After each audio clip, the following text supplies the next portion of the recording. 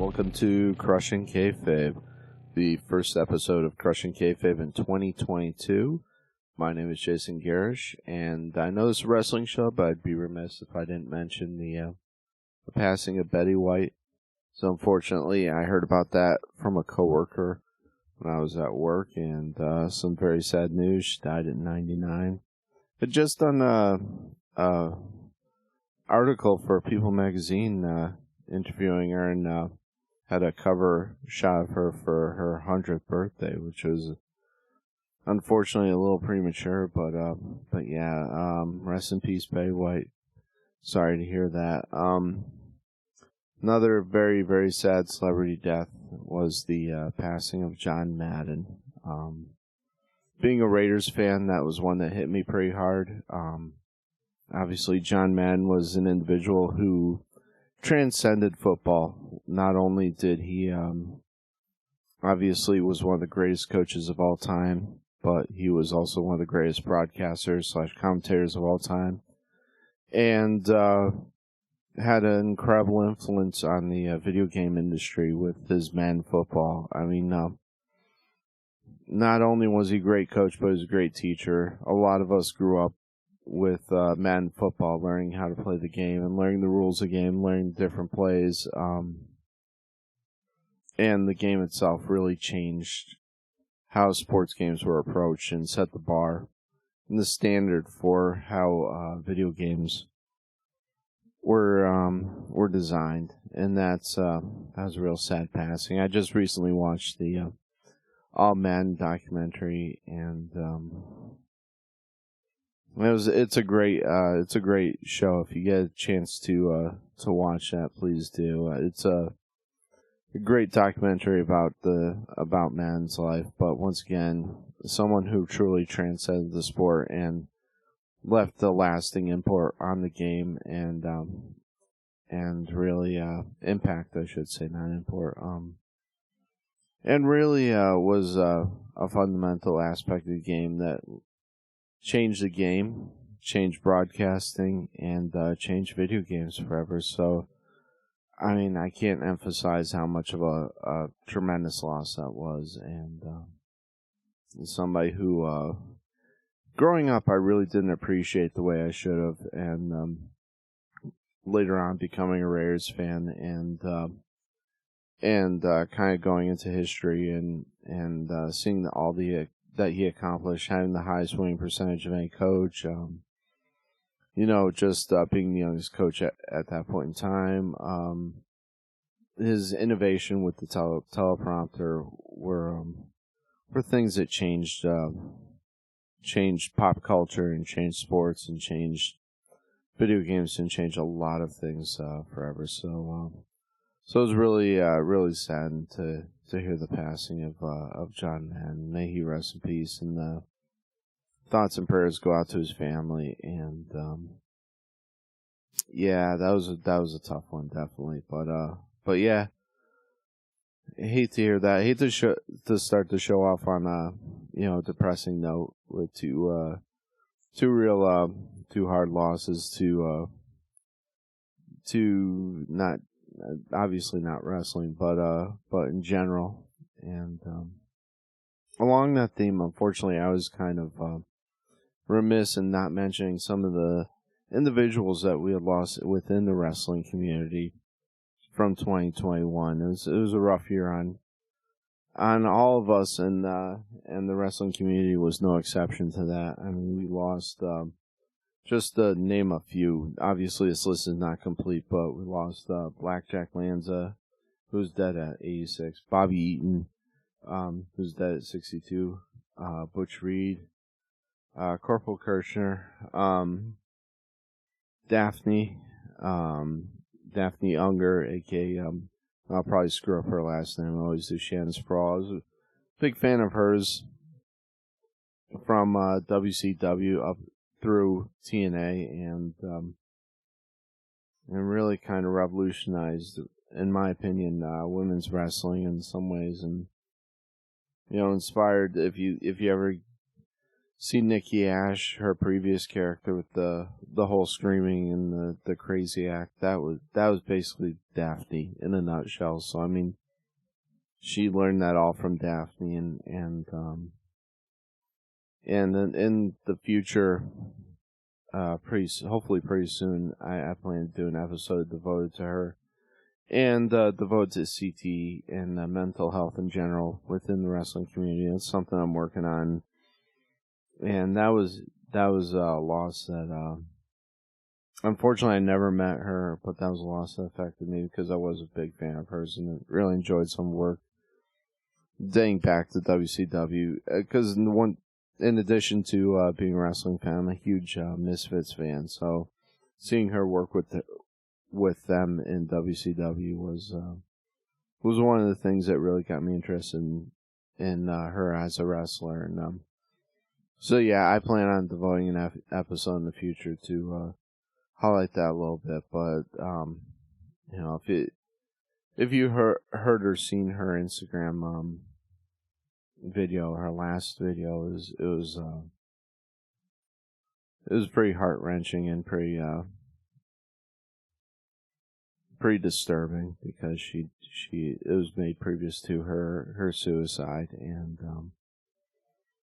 she makes reference to wanting to donate her brain to research, and if I'm not mistaken, I think she shot herself in the stomach. But I don't want to get too much into that right now. But yeah, that's something I plan on exploring in the future because that's something that is still an issue that concerns me, pertaining to not only wrestling, football, any contact sport.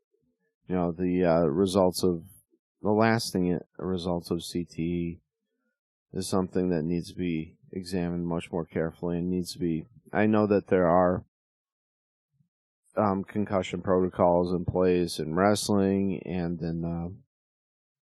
in football, but there are people that are losing their lives way too early, and just their quality of life in later years is not what it should be, you know. But that's a topic for another time. Unfortunately, we lost Jim Crockett Jr., who's died at 76. We lost Jimmy Rave, and I spoke about that on a previous episode also. If you get a chance to tune into his last interview, which was done on Chris Jericho's podcast, it's an excellent interview.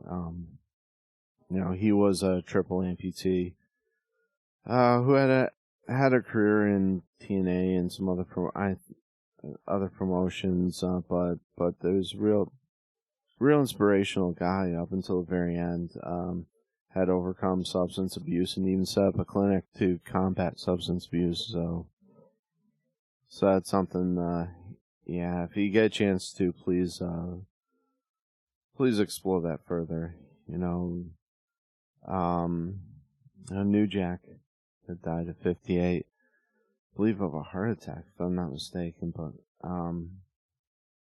boy, we could devote an entire episode to New Jack. Wow. Just his work in ECW, yeah, just he walked the walk. Wow, that guy was not someone you wanted to mess with. So, but yeah, New Jack passed this year. Paul Orndorff, someone I grew up watching WWF. You know, had really deteriorated in his later years. I saw the video that his son had posted of him, and yeah, that was really sad to watch. See, I know the Patriot died at 59. Josephus from NWA, who I was a real big fan of, who was also known as the Question Mark later on, had taken on that persona. Really enjoyed his work. He was really entertaining. Yeah, I'm not even sure how he had died, unfortunately, but that's someone who definitely died way, way too early. And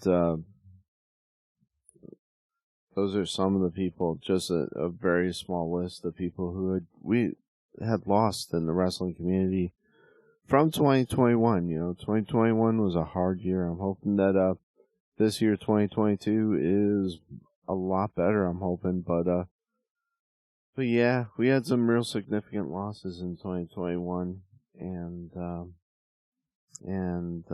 hopefully things will go much better in 2022. Let's see. I mean,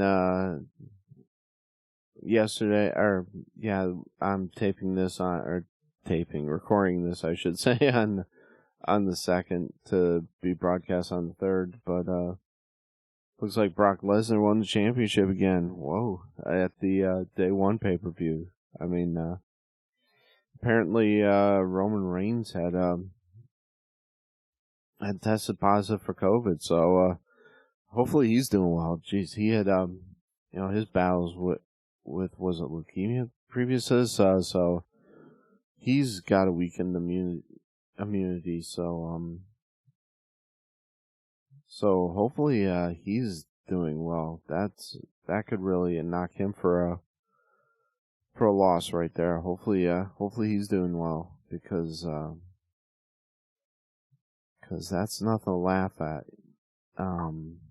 That's the only reason I would imagine that Reigns would not show up to the pay-per-view for that. But I mean, that was a genuine concern previously with him, was he didn't come back for quite a while because of the pandemic and his weakened immune system. So now that he's actually contracted COVID, man, that's gotta be scary. But Brock's the new champion, so congratulations to him, and that should be really interesting. He's kind of revitalized things with a new look and a little bit new persona, so that should really be interesting. I mean, other things have happened in the last week or so. Tony Khan with the whole Big Swole incident. I don't know how many people have been following this, but Big Swole had tweeted, I should say, a statement regarding diversity within AEW, and saying that there's not enough of it, and that's why she left the company, and the fact that she's not someone who can come up with their own creative ideas as far as what roles she should be doing as a wrestler and what storylines she should be doing. I mean, she did. It was quite an eloquently written tweet. I mean, I disagree with some of the things she said, but it was quite professional and elegant the way that she wrote it. And unfortunately, Tony Khan's response was not as eloquent. I mean, I agree with a lot of what he said, but at the same time, he said it in a manner which was very unprofessional and came off as a spoiled rich brat. I mean, was not very professional in the way that he approached the situation at all, and that's something that needs to change. Hopefully, in the upcoming year, it's something that he'll work on, because his response was not okay. And I know it's caused a lot of controversy. A lot of people have reacted adversely to some of the things that he said, and it was basically he responded by saying, mentioning the various executives and whatnot within the organization who were of other ethnicities, and which I agree with him on. I mean, obviously it's a fact. I mean, he himself is not Caucasian. You know, there's Brandy Rhodes. There's quite a few individuals within that organization that they're not white. But the way that he worded it was what came off making him look very badly, and like I said, it's something that I hope he addresses in the future, because it didn't didn't put the company in a good light, didn't put himself in a good light, and really kind of made him look foolish. But like I said, Big Swole, who was released from the company, or she quit, I don't know. From my understanding, she quit, but she came off looking a lot better, even though a lot of the stuff she stated wasn't quite factual. I mean, just the way she wrote it and approached the whole situation was was done in a much more professional manner. I mean, in that situation, Khan had two choices: either don't address it at all, or compose a formalized statement, which was done and had much better verbiage than what he did put out. Like I said, once again, he came off as kind of an obnoxious, spoiled rich kid, which he kind of is, and I don't think it painted AEW or himself in the best light, and that's something that needs to be addressed. Like I said, I don't agree with what she said, but she said it in a much more professional and eloquent way than Khan did. And it's not the first time that Khan has responded in this manner. He's had a few situations where he's come off as very brash and for lack of a better word, petulant. I mean, my thoughts go back to the media scrum he did, where he stopped the reporter dead in their tracks with the refuting what she had said about the whole situation with the women's division in AEW. So that's something he definitely needs to address and work on, because it's not helping anybody in wrestling or within the organization to come off appearing that childishly. So that's definitely something. Like I said, from the start, I never really was a Big Swole fan, and I never really cared for her character-wise. She always came off as kind of obnoxious to me character, and it was hard to get behind her because I didn't like her character at all, and I don't know if that was something she created or if that was something that was created for her, but I could never get behind her character whatsoever. So from that standpoint, I really didn't miss, not seeing her on my television anymore because I really didn't enjoy watching her. From a wrestling standpoint, she wasn't that bad in the ring. So, I mean, and she had a good look, and so, I mean, there's not saying that they couldn't have done something with her, but for Tony Khan to come back with a statement just saying that she wasn't a good wrestler, that's why he didn't renew her contract. That doesn't look good. That's not something you would expect to see from a $1 billion organization, or expect to see from WWE, for instance. You'd never see a statement like that from anybody. So yeah, he's got to tighten that ship up a lot and start appearing more professional. Otherwise, he's gonna lose. He's gonna start losing sponsors. He's gonna start losing possible prospects for wrestlers in the future, and that's not a good thing.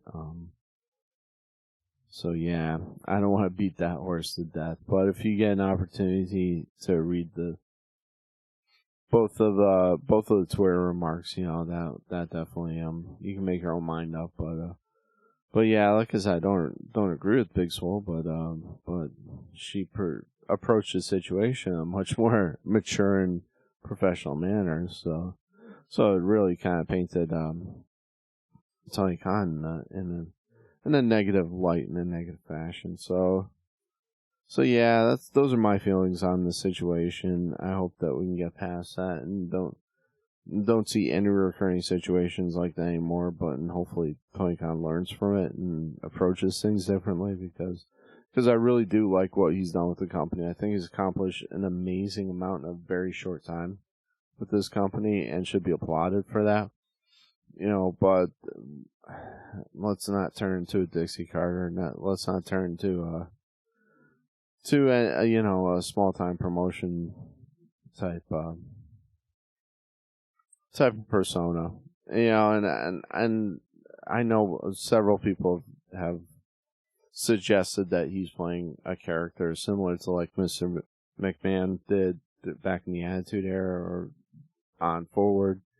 I don't believe that. I think that's how he honestly feels about things and was expressing himself and didn't know how to do so in a professional manner, which someone who is a billionaire, who owns a large corporation, who owns a company that gets shown to millions of viewers on a weekly basis should know how to address the public in a better manner than what he does and what he's shown so far. So that was disappointing, seeing that tweet and seeing how things went down there. But yeah, I really don't have too much more to cover. Just thank everybody for listening. I'm really looking forward to 2022 because I think it's going to be a great year for wrestling. I think we got a lot of things coming up. I mean, if I have any real big predictions, I mean, I could kind of, off the top of my head, go some things. I mean, personally, I predict that AEW is going to drop a whole lot of wrestlers in this coming year. I think you're going to see a kind of an AEW bus flip coming up because they can't sustain all of the people that they have. And quite frankly, a lot of people they have aren't contributing a whole lot right now. I mean, you've got Dark, you've got Elevation, but there's only so many people you can put on those, and unless that format changes drastically, if they add another hour to Rampage or they add another show, there's no way that they can sustain this big of a roster. And from a financial and business point of view, I think it'd just be silly because you're losing money that you don't have to be losing. And they've got a lot of dead weight on the roster right now. They've got a lot of wrestlers that they're underutilizing. So you might as well cut them free. They can go to GCW, they can go to New Japan, they can go to other places. So it's kind of selfish and silly to keep them around and just continue to pour money down the drain. That's one of my big predictions. I think you'll see another bus flip from WWE. I think you'll see more. I think you'll see more releases from WWE, and I think you'll probably see at least one of the AEW stars end up getting signed by WWE in the near future. I can't tell you who I think it would be. I mean, obviously, was it MJF's contract doesn't come up till I think 2024, if I'm not mistaken. So he's got a couple more years on his AEW contract. But I wouldn't be shocked if WWE is taking a look at him, I should say. It's kind of hard to predict nowadays what WWE is going to do. I can't figure out their strategy. I mean, Nick Khan has kind of taken the reins. You can kind of tell. It looks like he has his fingerprint all over things, and he's been a pretty solid businessman because despite putting out a real mediocre product, they've been able to continue to make a lot of money. So, the deal with NBC, I should say, and Peacock is a prime example of that, how much money they got. So I don't see the WWE going anywhere in the near future, and I mean, or in the long future, to tell you the truth, because I think they've got things well under control. What if I'll be watching the product?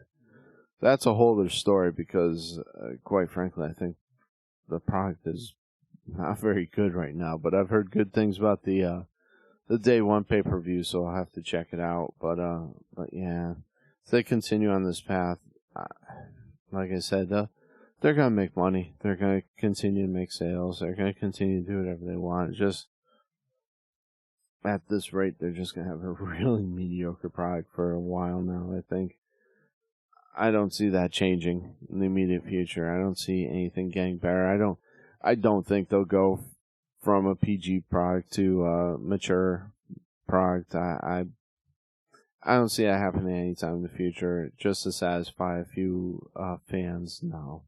No, because their bread and butter right now is with the kids, with the casual wrestling fans. They know their market, they know their demographic, and they'll continue to pander to it. And I don't see that changing in the near future. With a few things for the markish fans in there, they'll continue to do that. But yeah, that's another one of the predictions. Is you won't see anything of that nature change. I mean, another prediction I could probably say for 2022 is I think you're going to see Kenny Omega with a new gimmick. I think I don't think it was just physical concerns why he's taking some time off from wrestling. I think, and granted, the guy's been all over the world and it's been at so many different promotions, doing a lot of work this year. But I think from a creative standpoint, he might be burnt out, and I think he's going to reapproach things and come up with a new fresh gimmick. And my prediction too is I think you're going to see a split with Adam Cole and All Elite, and there's going to be a feud there with his previous faction, and between them and All Elite. That's just my opinion. I mean, any other predictions? Wow, at this point of the game, that's real tough to say because the last few years have been so unpredictable. It's not even funny. So I'm going to kind of leave it at that and say that my predictions is 2022 will be not very predictable. I think you're going to see this Omicron variant become an endemic, unfortunately, and I don't think we're going to see an end to the COVID virus anytime soon. So I think we'll continue on with live crowds, but if things get worse, you might see that go back to earlier stages of the pandemic, which might restrict.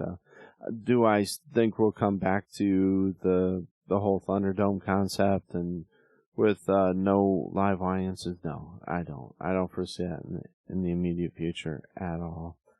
But yeah. Hey, that's kind of all I got for today's show. I'd like to give a shout out to Then and Now Flea Market in downtown Trenton, Tennessee. You can go down there and you can pick up some of my merchandise. You can pick up my CD. You can pick up some really cool handmade stuff that my wife had made. Also give a shout out to Lucky Lady Candles. Check them out on Facebook and on Etsy. I've purchased their product in the past and been really satisfied with it. Really good quality handmade products. Check out jaygear.com, JAYGERR.com. You can go on there and check out my music, buy some music, buy some merchandise from there, and see what dates I'm playing next, and see if I'm playing anywhere near you. Let's see, crushingkayfabe.com. You can go there, crushing with a K, crushingkayfabe.com. You can see our latest news, you can buy some merchandise, and you can check out the latest episode there. So check that out, crushingkayfabe.com. And other than that, I think that's all I got. So, hey, here's looking to the new year, 2022, and hope everybody's safe, sound, and hey, God bless. All right?